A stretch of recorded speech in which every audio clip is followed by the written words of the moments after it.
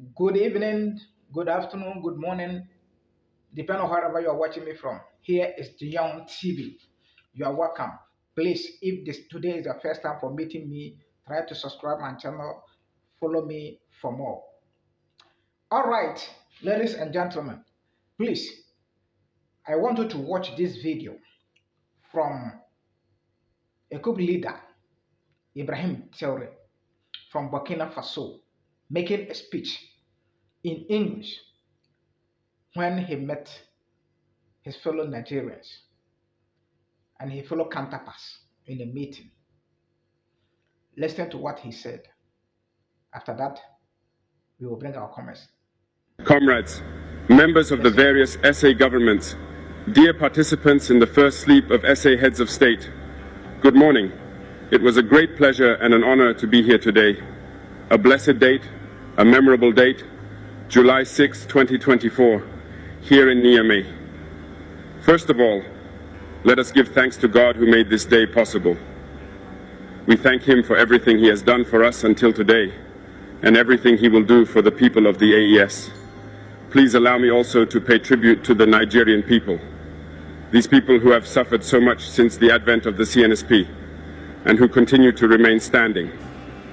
Thank you to the Nigerians who gave us a warm welcome yesterday when we set foot on the soil of our homeland here. You are more than friends, you are more than neighbors, you are our brothers, you are our sisters. Because fraternity goes beyond friendship or neighborhood. We have the same blood flowing through our veins. In our veins runs the blood of these valiant warriors who fought and who reserved these lands that we call Mali, Burkina, and Niger. In our veins runs the blood of these valiant warriors who helped the whole world get rid of Nazism and many other scourges.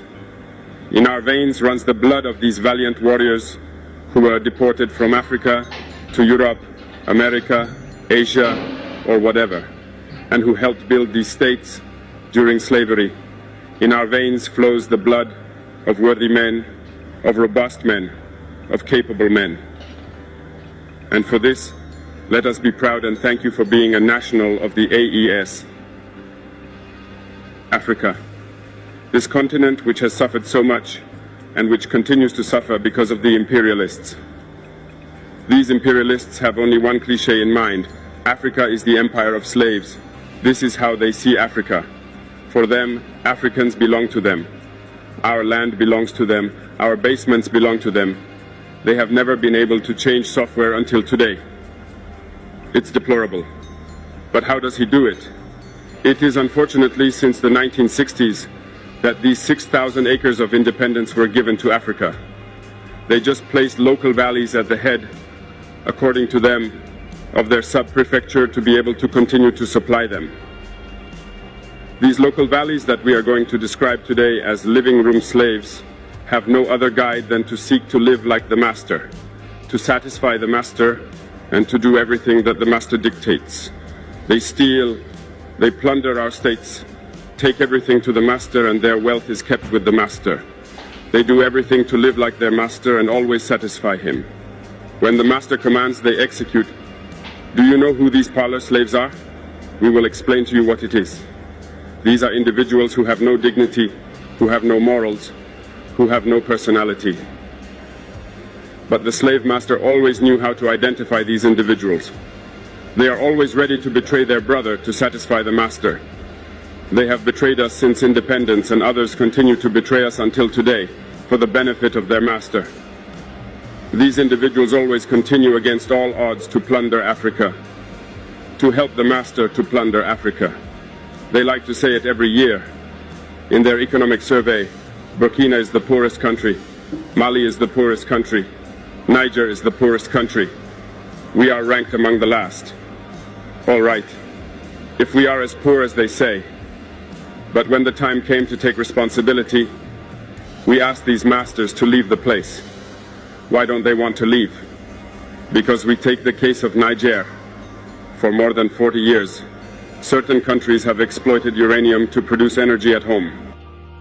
From Ottawa to Paris, the streets are illuminated. It's light. But in Niger, it's darkness. security that served us. When you go to our states, our soils are drilled all over to search for precious metals such as gold. But often, there is not even the slightest accessible road to reach areas where they exploit some basic social services. This is why we decided to revolt and take the destiny of our countries into our own hands. There are many other examples, but when we decided this, we were approached by some parlor slaves to give us their master's message, because they had created this sort of polymer chain that sticks up at the head of our states to serve them. And we have come to break the chain, and it's inconceivable for them. They therefore approached us and asked us to join the ranks to form part of the elite who must lead Africa, because they have a trained and formatted elite who must follow, who are embedded in this chain. We refused to join their ranks, and from then on, hostilities began. They have led several mercenaries, trainers, and agents into our areas who have descended into the Sahel to hope to carry out barbaric, cowardly attacks against our populations, to hope to revolt them. In addition to these attacks on the ground, communicational attacks, manipulation, disinformation, etc., are full in their souls. But the people of the Sahel have understood, and we will never be able to manipulate them again. They know where they come from, they know what they are doing, and they know where they are going. We are not going to allow this anymore. People are awake, and people are fighting today, not for ourselves, but for generations to come. And thank you all for the fight that is being fought. It never makes us cry. We are not going to tremble. We will face. We will fight for real independence, for our freedom. Because to scare the people of the AES, these individuals only have 3 terms in their mouths: democracy, freedom, human rights. Of course, their local values are only elected in a democratic process, free and transparent to, according to them, their values. What could be more normal that people want to impose this on us because they are the ones who make the rules, all right? We decided to take responsibility for ourselves. This is why on May 26, 2023, when Niger decided to turn the page, the slaves of Salon and their masters mounted the high horse.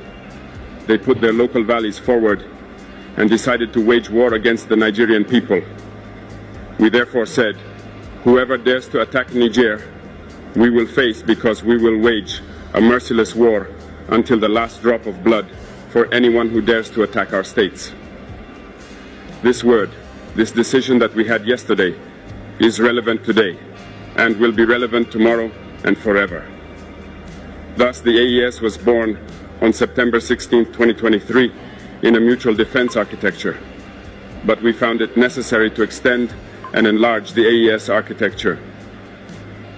What brings us together today must allow us to move into other areas in addition to defense, notably finance and the economy, infrastructure, health, education. Anyway, so on. I therefore hope that this moment will be a story for us that we will write for the AES, but especially for Africa and for the whole world. May God enlighten each and every one of us. May God inspire us in these tasks entrusted to us, and above all that, when we carry out all our work, may we have only one thing in mind: the supreme interest of our populations. On this, we pray once again to the good God that He accompanies us all in our various tasks, that He protects our fighters who, thanks to them, allow us to sit here and exchange around the future of our states. So be grateful once again, Nigerian people. Be united and united.